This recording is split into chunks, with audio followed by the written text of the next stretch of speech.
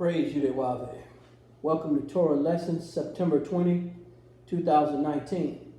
Now, if you go to the page that I posted for the continuation of the Torah Lessons, you'll note that I put a couple of websites in the comment section showing that there's other people that put in this work, that we're bouncing with it. We're all used, we bounce back and forth off of the information. Even though the Torah doesn't belong to anybody in this time, we do kind of use each other's work. But what I do is I do a slower, more in-depth breakdown of the Torah, how it pertains to us today. So you have a lot of people, you see there's on the website, but they don't really have the breakdown. Or they may have a YouTube channel, but they're moving kind of fast.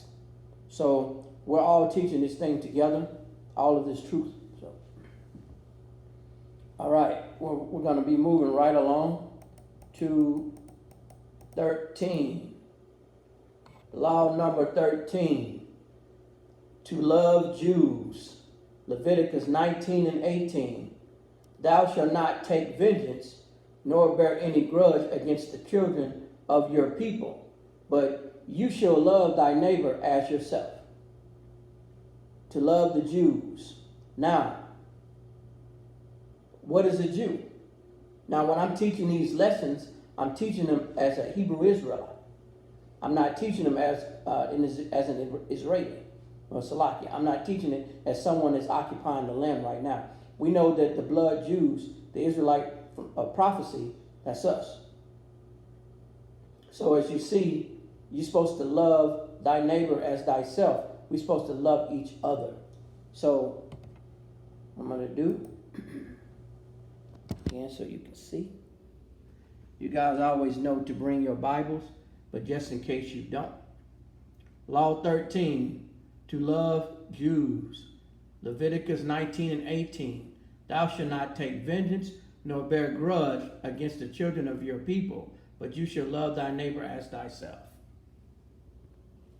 There it is. Now, let's get into that. This is a huge problem for us today. We're bearing great vengeance and grudge against each other all the time. I'll tell you a story. I remember when I was young, in junior high school, me and my neighbor, my friend, we used to fight and wrestle all the time. One time it got too rough, and we was throwing rocks at each other. And he threw a rock at me at full speed, almost hit me between my eyes, but I barely ducked. I heard the wind whistling. It would have put my eye out. So I pick up a bigger rock, and I threw it at him. But he jumped behind his dad's brand new truck, Chevrolet. This was like in 1980, 89, something like that, 1990. And his dad came out. He was like, "Boy, why you hit my truck with that car? You know your parents ain't got no money to pay for it." So, but he was mad at me forever. His dad was mad at me forever. He looked like he wanted to jump on me every time he saw me. But the bottom line is, we were both kids, and he was looking out the window. I know he saw his son throw the rock at me, and that was just instinct. But he held a grudge for a long time. And this is what we do in our community. We let one little thing, one little disagreement, and it'll cause us to be mad at each other. And the reason why I use that example, because I'm talking about a grown brother, a Hebrew man, a grown man. And, that's who I'm talking to, because until the adults jump in and they change their mentality, we as Hebrew Israelites, as the adults change, the children are not going to change. So, like I said, when I go through these laws, I may go ahead and jump into the Holy Bible itself, or I may go to the scriptures online.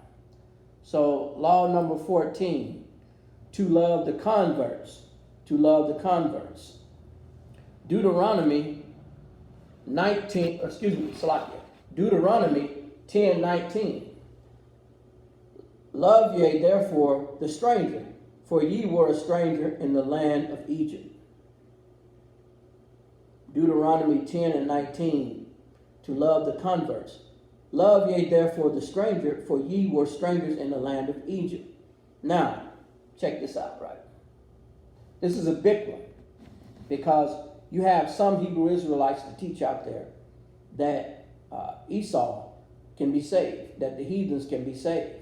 You have some groups out there to teach that they can't. You have some groups to say that Hispanics and Native Americans, no matter what they look like or who their fathers are Israelites. I think they're converts. I'm a follower of the nation of Yahweh. We believe all 12 tribes are black. Yehuda Yahweh. We're closer to the Bantu reality of the Israelite faith.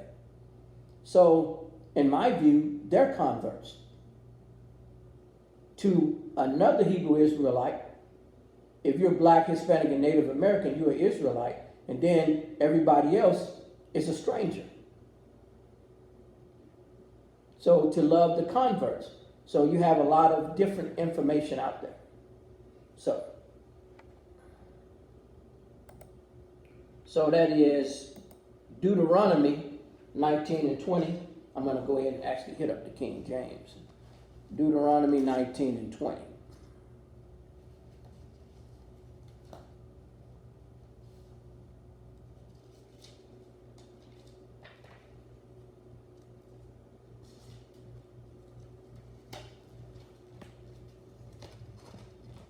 Give me one second. Stand by.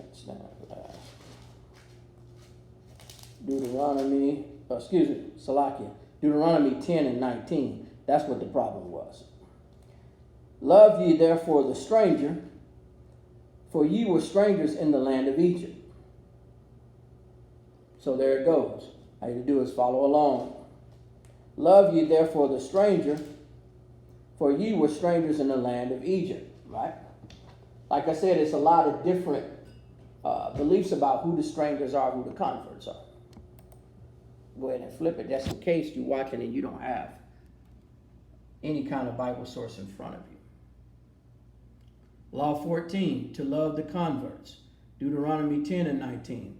Love ye therefore the stranger, for ye were a stranger in the land of Egypt. All right. We got it now, right? So we're going to be moving right along. Hit up Law 15. Do not hate your brother in your heart. It's another problem we have in the Hebrew Israelite community, awakened and sleeping, both. Leviticus 19 and 17. Leviticus 19 and 17. You should not hate your brother in your heart. Leviticus 19 and 17. Now, that's a huge problem in our community. You got black men hate black women. You got black women hate black men. You have all these websites out here. I mean, you have some websites where you have some Hebrew women, and I'm calling them all Hebrew women, saying, you know what, abort male black babies. You have some brothers out there, some crazy brothers making videos talking about if our sisters is out there getting beat up by Asians or people of other nations, they got what they deserve. And they don't deserve to be defended. You see, like I say, when I'm doing the Torah lessons, I'm going to touch on mostly everything that's affecting us today. So you got a lot of crazy stuff out there happening. Do not hate your brother in your heart, Leviticus 19 and 17. Let's go ahead and hit our flip right quick. Law number 15. Do not hate your brother in your heart. Leviticus 19 and 17. You should not hate your brother in your heart. Go ahead and follow along in your Bible. Right. Real big concern in our community, real big concern. Law 16. Do not be afraid to rebuke your neighbor. Leviticus 19 and 17. You shall in any wise rebuke your neighbor and not suffer sin upon him. Law 16, do not be afraid to rebuke your neighbor. Leviticus 19 and 17. You shall in any wise rebuke your neighbor and not suffer sin upon him. Now, there's something that needs to be added to that. When you're rebuking, you're also correcting. So we're supposed to be correcting our Hebrew brothers and sisters when they do wrong. Tell them what they're doing wrong. You know, this don't mean just to rebuke them and leave them hanging. Let them know, okay, this is incorrect. I'm calling you out. We need to talk about this. And if they still refuse, then you might have to get, then the other neighbors and other Hebrews, other Israelites got to get involved. And then you'd be like, okay, he's not understanding. My neighbor is just doing what he wants to do. I've talked to him, I told him, and so forth. So we're supposed to, when we minister and we rebuke, we're supposed to be correcting and telling them what is the right thing. And this is generally dealing with people that don't know the scripture. Now, I'm coming from today's point of view. So you would want to show them what they're doing wrong, what your neighbor is doing to suffer sin upon himself. Don't suffer sin upon him. Means don't let him sin and then you just not tell him what he's doing wrong.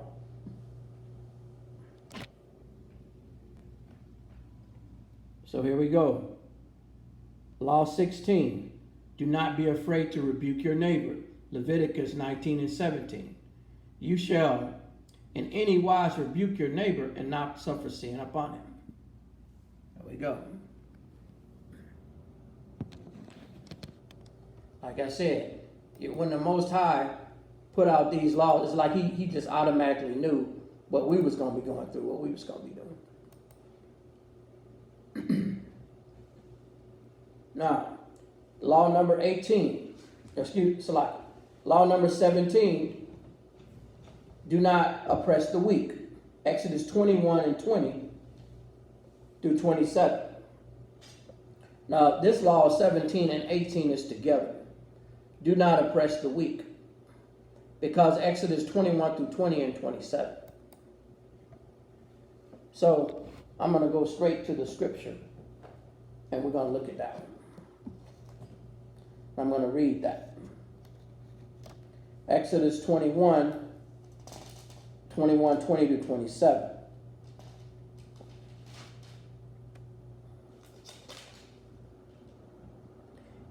And if a man smite his servant or his maid with a rod, and he die under his hand, he shall surely be punished. Notwithstanding, if he continues a day or two, he shall not be punished, for he is his money. If men strive and hurt a woman and child, so that her fruit depart from her, and yet no mischief follow, he shall surely be punished, according as the woman's husband will lay upon him, and he shall pay as the judges determine. That's the judgments of the house of Israel, the leaders of the congregation.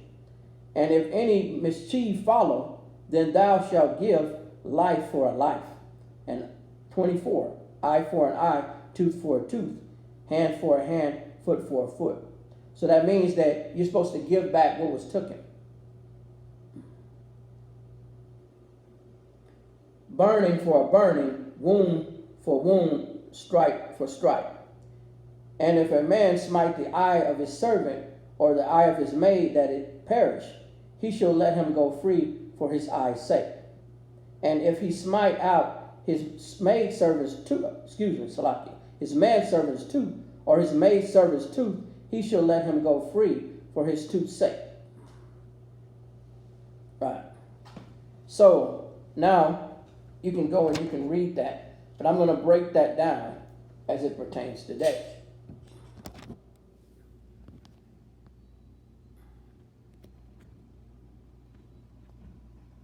So here you have here. Do not oppress the weak.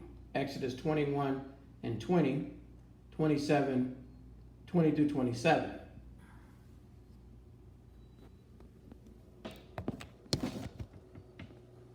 Now, today you got a situation that's been happening in Atlanta where you have individuals, brothers out there that are carjacking so-called black women. You know, that's an example of preying on the weak, what we're doing in our community that we shouldn't do. That's an example of preying on the weak or oppressing the weak. You should not do that. You know, they're looking for a quick come up, so they're carjacking a lot of our Hebrew women out there, our so-called black women, and brothers are doing that. And that's wrong. That's incorrect. So that's a form of oppression to the weak. We shouldn't be doing that. Anybody, elderly people, young people, so forth and so on. All right, law number 19.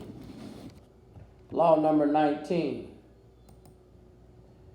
To not speak derogatory of others. Leviticus 19 and 16. Thou shalt not go up and down as a talebearer amongst thy people.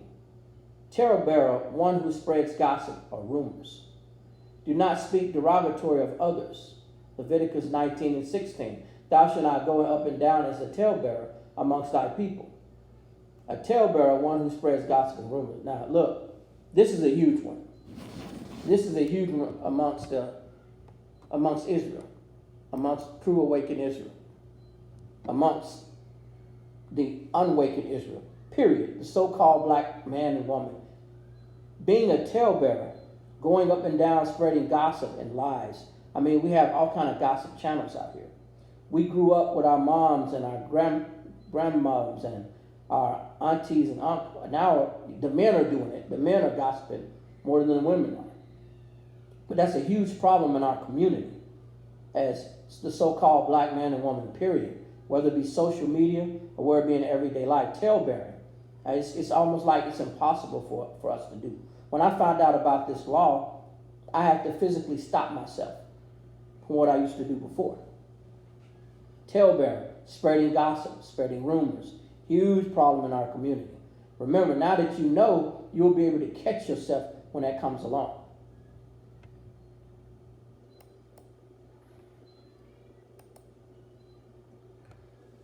Law number 20, not to avenge against the children of thy people. Thou shalt not avenge nor bear any grudge against the children of thy people. We got a problem with that as well.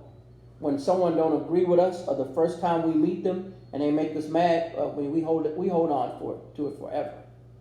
For example, my best friend, he had told me a story last year, and this also went back to when we was kids.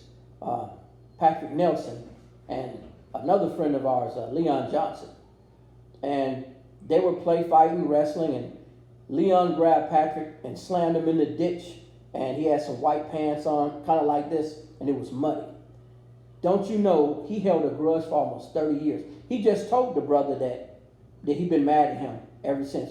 Leon didn't even remember what had happened. He was like, man, I apologize. I don't even remember what happened. That was so long ago. So here we are as so-called black men, as Hebrew Israelite men. We're holding grudges, and the women too, for the smallest of things forever. We're afraid to apologize to one another. We're afraid to go up and say, that was my fault, my bad. And we'll just hold on to that grudge forever.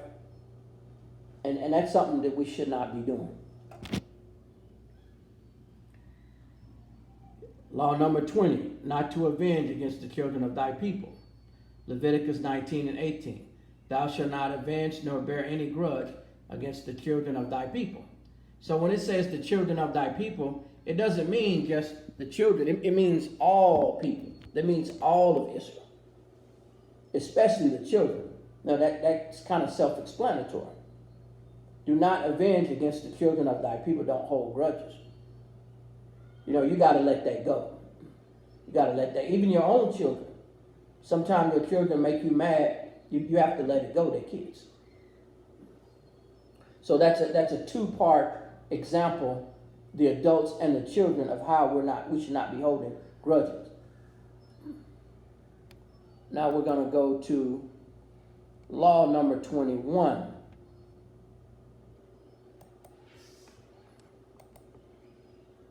So that was not to avenge, not to bear grudge against the children of thy people. That's 21. 20 was not to avenge against the children of thy people, not to bear a grudge against the children of thy people. Pretty much the same thing. Law number 20 and 21 is pretty much the same. Same. Pretty much the same examples.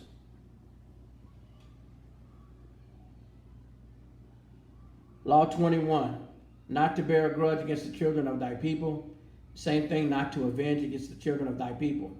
Leviticus 19 and 18. Almost the same law. And you will have that when you're going through the Torah. In these laws, you're going to have laws that's very similar amongst one another. So basically, I explained 21 in law 20. So, I hope that anybody who was edified and anybody who have any questions or suggestions, like I say, sometimes I make mistakes as well. I'm not perfect, but I hope you was edified today. I'm going to continue to do these laws and these lessons. People are welcome to join in. I don't problem, solutions, constructive criticism. I'm fine with that. I'm going to take my time with this. I'm not in a hurry. I want to make sure that we all get this. And some people actually haven't even went through the laws, the Torah. Some people haven't. So, like I said, I'm on a mission to complete this. I'm not in a hurry or on a timetable. I want to thank you for joining. Till next time, shalom. Peace.